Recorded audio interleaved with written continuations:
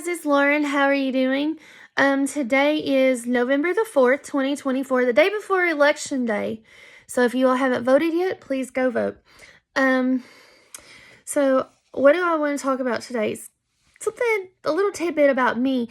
I thought I would share with you guys some of my old medical records from when I was a kid being diagnosed with my autism, which they didn't call it that back then. If you are new here, I do make videos about my autism experience and how to live with autism if you or a child has it. So here goes with my first letter. And this was dated in 1987 from the Cleveland Clinic to my family doctor, and these are all letters, not actually a chart, but I will read them to you. Lauren was 5 years old when seen for pediatric neurology consultation on January the 6th, 1987. The evaluation had been arranged because of concerns regarding her behavior and development. We begin by reviewing her past medical record background. Lauren had been the 8-pound, 4-ounce product of an overall normal birth process. In the past, she had frequent episodes of otitis media, but these have decreased since a TNA in January 1986, as well as having ventilating tubes inserted. She was thought to have a moderate hearing loss before the tubes, but a normal hearing pattern afterwards. She has also had a pattern of recurrent urinary tract infections.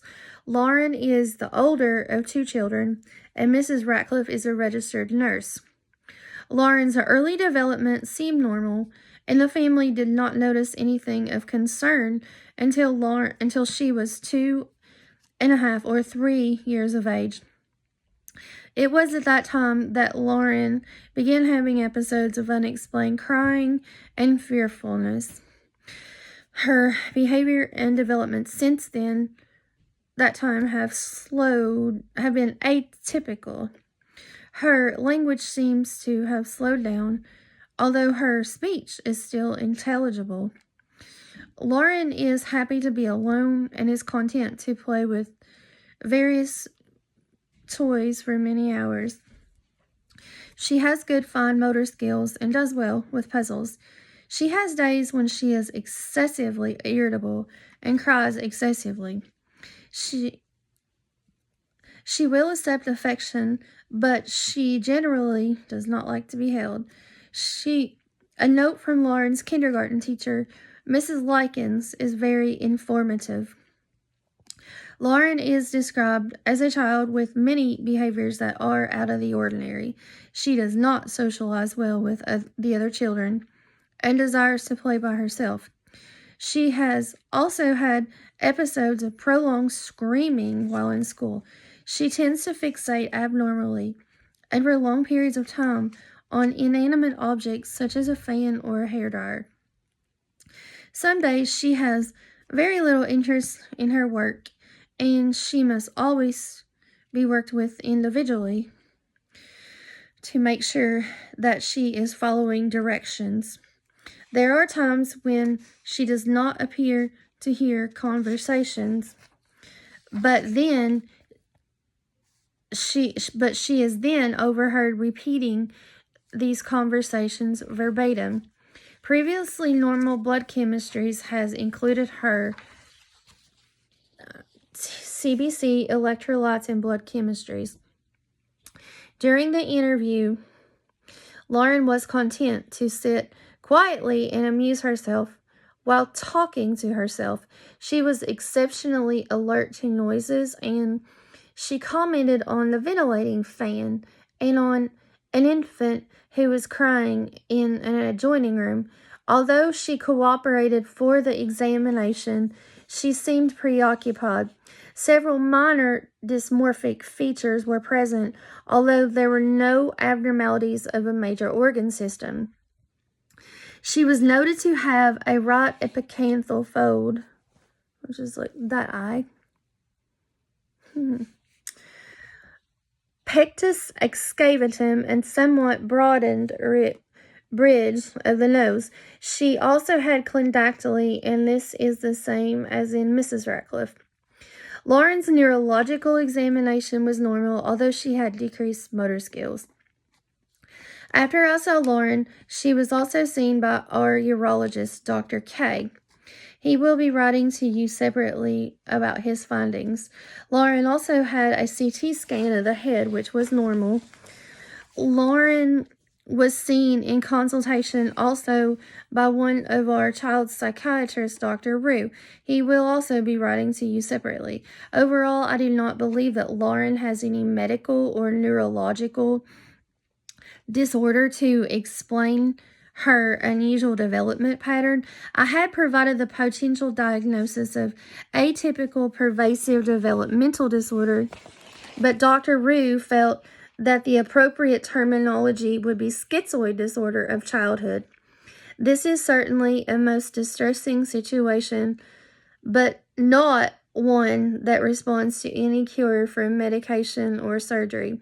In addition, it is almost unheard of to come up with a specific cause for this disorder. Dr. Rue did talk to the family about some specific programs that might lead to help, and he will outline these in his records. Thank you for allowing us to participate in the evaluation of this child.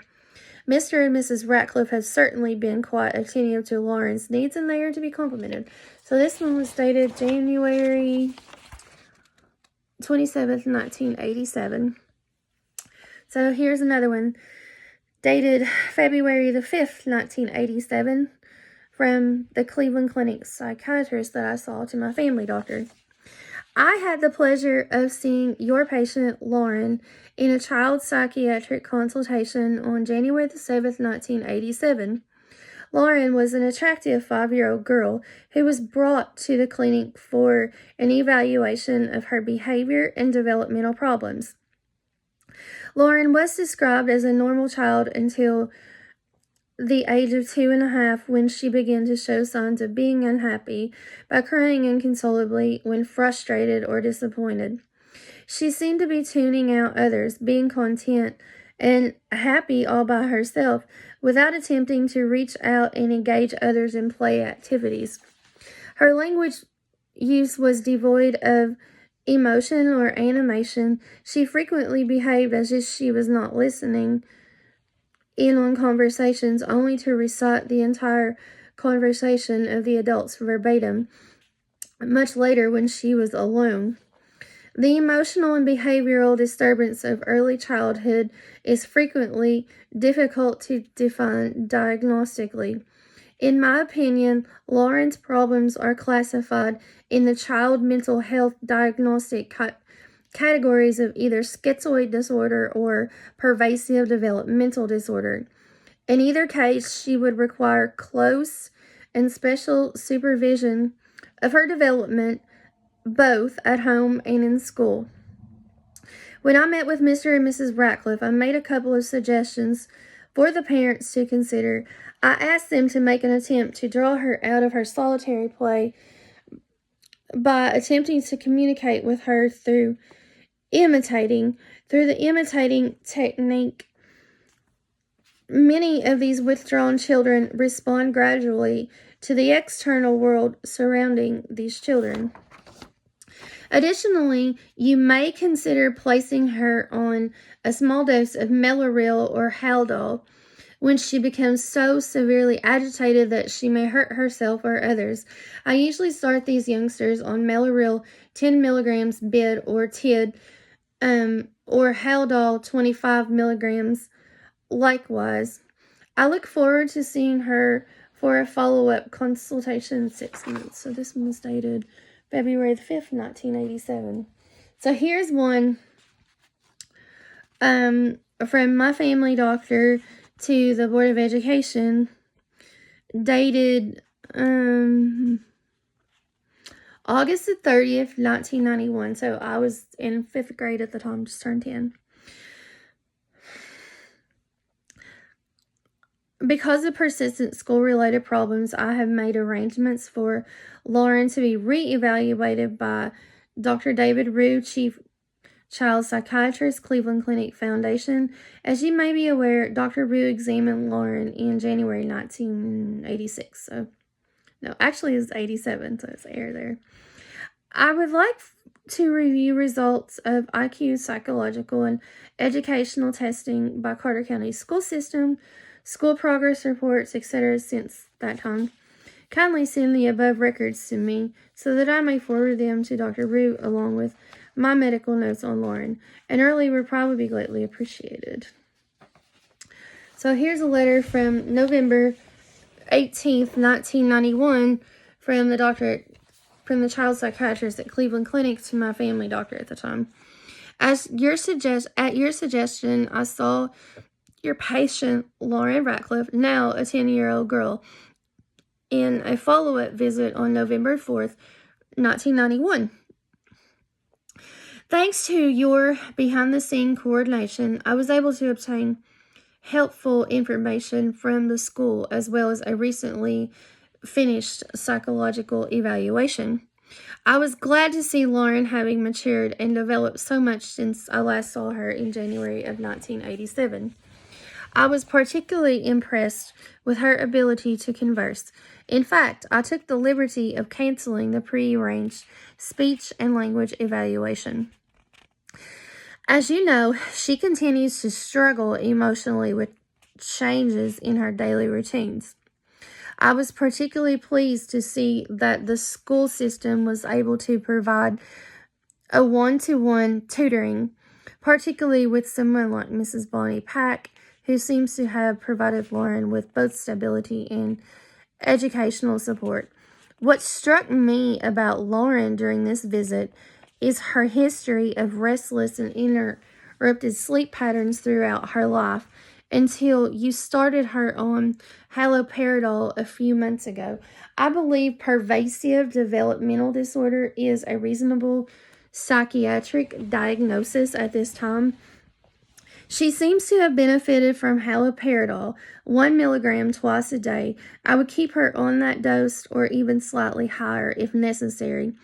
During the academic year, you may consider withdrawing her from the medication during the summer break if she could tolerate the withdrawal. It was a pleasure to see Lauren and Mr. and Mrs. Ratcliffe. Please feel free to call me with any questions. I look forward to seeing them again on periodic follow-up visits. That was me back a long time ago, so that was how the autism spectrum disorder was treated when I was a kid if you had high functioning. So